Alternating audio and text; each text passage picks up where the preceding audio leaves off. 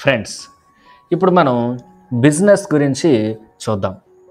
అంటే ఈ బిజినెస్ టేబుల్లో మనం డిఫరెంట్ అర్థమెటికల్ ఆపరేషన్స్ అంటే ఎడిషను, తర్వాత మల్టిప్లికేషను ఇలాంటివి మనం వాడడం జరుగుతుంది. అయితే ఇక్కడ శ్రీనివాస్ బిజినెస్ టేబుల్ అని పెట్టాం. ఓకే, ఈ శ్రీనివాస్ బిజినెస్లో మనం ఏం చూడొచ్చు అంటే అతను ఒక బుక్ స్టోర్లో ఉన్నాడు అనుకుందాం. బుక్ స్టోర్లో pen, pencil, book, eraser, bag, slate, marker, stapler ఇలాంటి ఐటమ్స్ అతను అమ్మాడని అనుకుందాం. పెన్ను 4 అమ్మాడు, పెన్సిల్స్ 5 అమ్మాడు, బుక్కు 8 అమ్మాడు. ఎలా తెలుస్తుంది? ఇదిగోండి నెంబర్ ఆఫ్ ఐటమ్స్ అని చెప్పి. ఎరైజర్ 4 అమ్మాడు, బ్యాగ్ 9, స్లేట్ 3, తర్వాత మార్కర్ 6, తర్వాత స్టాప్లర్ 7. ఇలాగ అతను డిఫరెంట్ ఐటమ్స్ డిఫరెంట్ కౌంట్లో అమ్మడం జరిగింది. అయితే అతను ఒక్కొక్క ఐటమ్ ఎంత కొన్నాడు అంటే పెన్ను 5 రూపాయలు కొన్నాడు. ఇదిగోండి పర్చేజ్డ్ ప్రైస్. పెన్ను 5 రూపాయలు కొన్నాడు, పెన్సిల్ 5 రూపాయలు కొన్నాడు, బుక్కు 10 రూపీస్ కొన్నాడు, ఎరైజరు 3 రూపీస్ కొన్నాడు. అలాగా ఒక్కొక్క ఐటమ్ కొని అతను అమ్మాడు.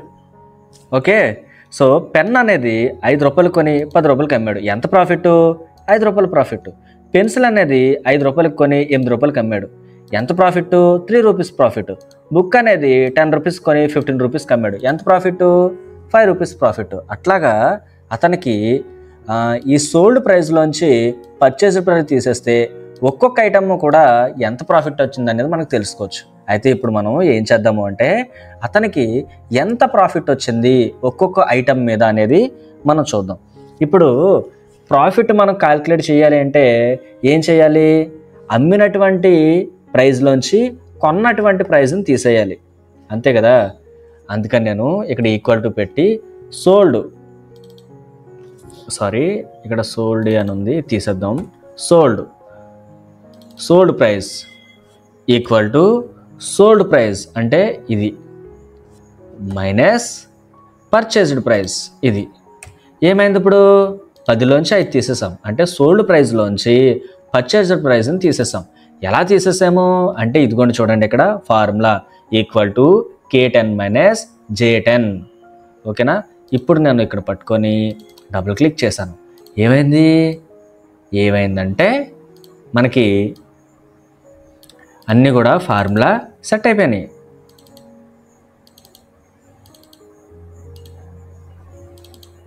చూసారా, అన్నింటికి ఫార్ములా వచ్చింది. సరే, అతను ఒక పెన్ను 5 రూపాయలకు కొని 10 రూపాయలకు అమ్మితే 5 రూపాయల ప్రాఫిట్ వచ్చింది. పెన్సిల్ 5 రూపాయలకు కొని 8 రూపాయలకు అమ్మితే 3 రూపాయల ప్రాఫిట్ వచ్చింది. కానీ అతను పెన్ను ఒకటే అమ్మాడా? 4 అమ్మాడు. పెన్సిల్ ఒకటే అమ్మాడా? 5 అమ్మాడు. తర్వాత బుక్ ఒకటే అమ్మాడా? 8 అమ్మాడు. మరి దాన్ని మనం ఎట్లా చేయాలి? అయితే 4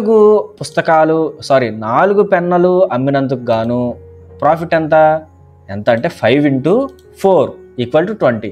మరి అది ఎలా చేయాలి? ఫార్ములా బేస్ మీద చేయాలి. అందుకని ఈక్వల్ టు ప్రాఫిట్ అంటే ఇదే కదా, ప్రాఫిట్ ఇంటూ అంటే ఏంటి? Star into number of items. ఎన్ని? 4.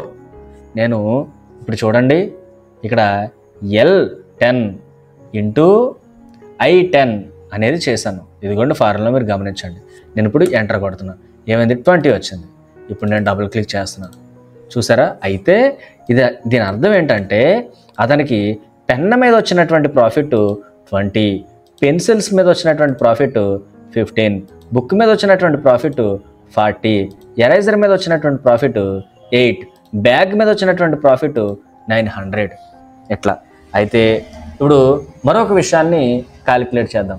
అదేంటంటే అసలు అతనికి total profit on all items ఎంత వచ్చిందో ఇప్పుడు చూద్దాం. ఇప్పుడు